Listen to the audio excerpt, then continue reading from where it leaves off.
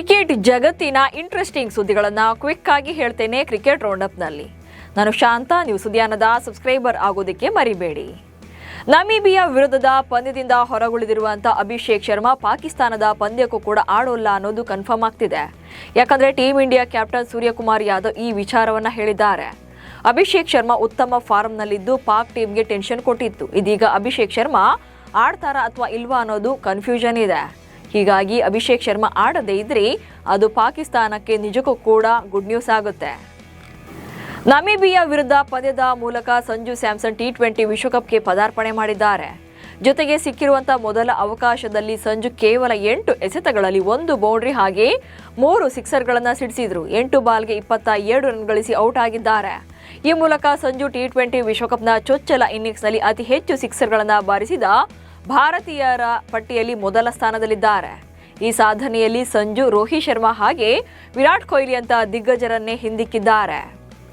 Cricket ಶಿಶು ದೇಶಗಳಾದ ನೇಪಾಳ ಹಾಗೆ Italy ತಂಡಗಳ ನಡುವಿನ ಪಂದ್ಯದಲ್ಲಿ ಇಟಲಿ ತಂಡ ಚೊಚ್ಚಲ ಗೆಲುವನ್ನು ಸಾಧಿಸಿದೆ. ಜೊತೆಗೆ 10 ವಿಕೆಟ್ಗಳ ಭರ್ಜರಿ ಗೆಲುವನ್ನು ದಾಖಲಿಸುವ ಮೂಲಕ ಇತಿಹಾಸ ನಿರ್ಮಿಸಿದೆ.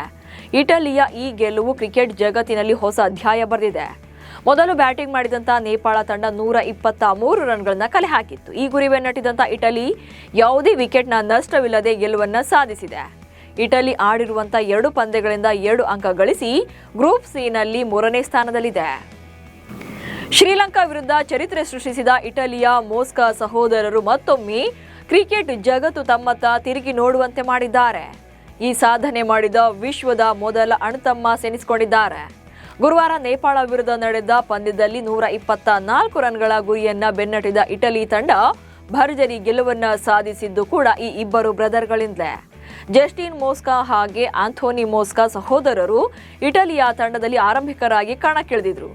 ಜಸ್ಟಿನ್ 44 ಎಸೆತಗಳಲ್ಲಿ 5 ಬೌಂಡ್ರಿ ಹಾಗೆ 3 ಸಿಕ್ಸರ್ಗಳ ಸಹಿತ 60 ರನ್ಗಳನ್ನ ಕಲೆ ಹಾಕಿದರೆ ಆಂಟೋನಿ 32 ಎಸೆತಗಳಲ್ಲಿ 3 ಬೌಂಡ್ರಿ ಹಾಗೆ 6 ಸಿಕ್ಸರ್ಗಳ ಸಹಿತ ಅಜೇಯ 67 ರನ್ಗಳನ್ನ ಕಲೆ ಹಾಕಿದ್ರು. ಈ ಇಬ್ಬರು ಕೂಡ 12.4 ಓವರ್ಗಳಲ್ಲಿ ನೇಪಾಳ ನೀಡಿದಂಥ ಟಾರ್ಗೆಟ್ ಅನ್ನ ರೀಚ್ ಆದ್ರು.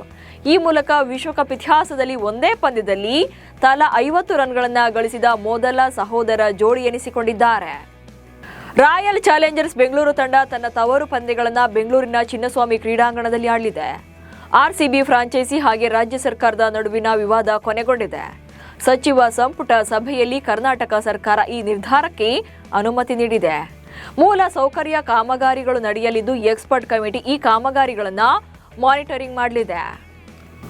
T20 ವಿಶ್ವಕಪ್ನ ಉದ್ಘಾಟನಾ ಸಮಾರಂಭದಲ್ಲಿ ನೋರಾ ಫತೇಹಿ ಅವರ ನೃತ್ಯವನ್ನ ಡ್ರೆಸ್ಸಿಂಗ್ ರೂಮ್ನಿಂದ ಸೂರ್ಯಕುಮಾರ್ ಯಾದವ್ ನೋಡ್ತಾ ಇದ್ರು. ಸೂರ್ಯ ಮೈಮರೆತು ಡ್ಯಾನ್ಸ್ ನೋಡ್ತಾ ಇರುವಂತಹ ದೃಶ್ಯವನ್ನ ಪತ್ನಿ ದಿವಿಶಾ ಶೆಟ್ಟಿ ಸೆರೆ ಹಿಡಿದಿದ್ದಾರೆ. ಜೊತೆಗೆ ಈ ವಿಡಿಯೋ ಸೋಷಿಯಲ್ ಮೀಡಿಯಾದಲ್ಲೂ ವೈರಲ್ ಆಗಿದೆ.